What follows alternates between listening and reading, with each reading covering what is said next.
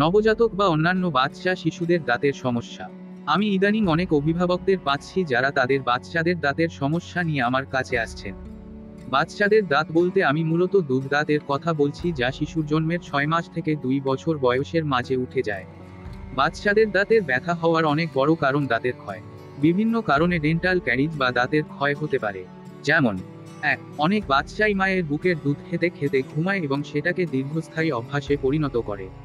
যেহেতু বাচ্চা দীর্ঘক্ষণ ঘুমিয়ে থাকে, এই সময় দুধের মিষ্টি দাঁতের গায়ে এনামেলের ওপর এক ধরনের আবরণ সৃষ্টি করে, যার নাম পেলিক্যাল। এই পেলিক্যালকেই বলা হয় ডেন্টাল প্ল্যাক। এই ডেন্টাল প্ল্যাক লাখ লাখ জীবাণুর সঙ্গে মিশে অ্যাসিড তৈরি করে, যা শিশুদের ডেন্টাল ক্যারিজ বা দাঁত ক্ষয় রোগের প্রধান কারণ। 2. অনেক বাচ্চাই ফিডার মুখে দিয়ে ঘুমায়। এদের দাঁতও একইভাবে দাঁত ক্ষয় রোগের ঝুঁকিতে থাকে। এই ক্ষেত্রে মায়ের সচেতনতা অত্যন্ত জরুরি। মাদের সচেতন থাকতে হবে যাতে শিশুর কোন অবস্থাতেই ফিডার কিংবা মায়ের বুকের নিপেল মুখে দিয়ে ঘুমানোর অভ্যাস তৈরি না হয়। 3. শিশুর দাঁত ঠিকমতো ব্রাশ না করলে ডেন্টাল ক্যারিজ হতে পারে। নিয়মিত ব্রাশ করা, বিশেষ করে রাতে ঘুমাতে যাওয়ার আগে এবং সকালে ঘুম থেকে ওঠে নাস্তার পরে দাঁত ব্রাশ করার অভ্যাস করাতে হবে। মনে রাখতে হবে, শিশুকালই কিন্তু ভালো অভ্যাস তৈরি করে দেওয়ার উপযুক্ত সময়। শিশু যতদিন পর্যন্ত নিজে ব্রাশ করতে পারবে না, অভিভাবকের উচিত নরম কাপড় দিয়ে নিয়মিত শিশুর দাঁত পরিষ্কার করে দেয়া। 4. মিষ্টি সমৃদ্ধ খাবার যেমন চকলেট, আইসক্রিম, কোক, জুস শিশুর দাঁতের জন্য ক্ষতিকর। শিশুরা এ ধরনের খাবার খেতে পছন্দ করে। এগুলো শিশুদের বেশি পরিমাণে খেতে দেয়া যাবে না। মাঝে মধ্যে সীমিত পরিমাণে খেলেও যাতে সাথে সাথেই দাঁত পরিষ্কার করে ফেলে সেটা নিশ্চিত করতে হবে। আমাদের অভিভাবকদের অনেকেরই একটা ভুল ধারণা, দুধ দাঁত তো পড়েই যাবে, এর বেশি যত্ন নেওয়ার দরকার নেই।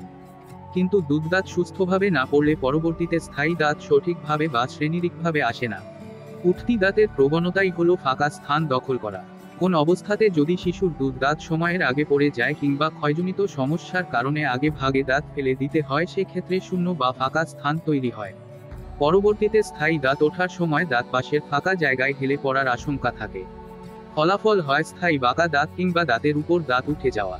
এছাড়াও হাতের বুড়ো আঙ্গুল চোষা, মুখ দিয়ে শ্বাস নেয়া, জিহ্বা দিয়ে ধাক্কা দেয়া, দীর্ঘদিন বোতলের মাধ্যমে খাওয়ালে পরবর্তীতে স্থায়ী দাঁত উঁচু হওয়ার সম্ভাবনা থাকে। সুতরাং শিশুর প্রাথমিক দাঁত বা দুধ দাঁতের ভালো থাকাটা ভবিষ্যতের স্থায়ী দাঁতের জন্য খুবই গুরুত্বপূর্ণ। শিশুর দাঁতের ক্ষয়রোগ এড়াতে শিশুর দুধ দাঁতের যত্ন নিতে হবে।